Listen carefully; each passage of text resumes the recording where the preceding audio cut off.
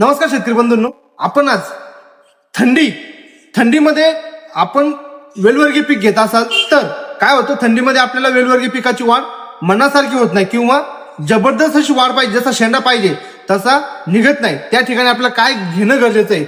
आता एक video share करतोय मी तुम्हाला, तो पहा. आता हा 20 दिवसाचा प्लॉट झालेला आहे. पाहू शकता, शेंडा थांबलेला आहे, मुळी थांबलेली आहे आणि झाड जाग्यावर गोद झालेला आहे. साधारणतः 20 ते 22 दिवसाचा प्लॉट आहे. जेणेकरून हा प्लॉटची ग्रोथ होण्यासाठी आपल्याला काय कॉम्बिनेशन दिलं गेलं पाहिजे, जेणेकरून असा कोणाचा प्लॉट असेल तर त्यामध्ये काय कॉम्बिनेशन गेलं पाहिजे.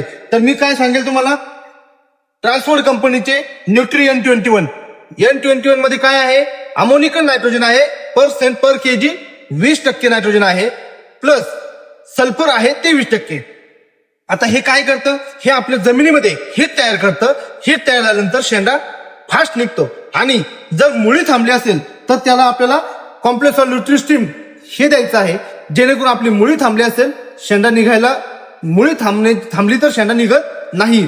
आणि ह्या दोघांची जोडी आपल्याला एकरी द्यायचं न्यूट्री N21 6 किलो अधिक कॉम्प्लेक्स न्यूट्रिस्टीम आपल्याला द्यायचं एकरी 1 लिटर.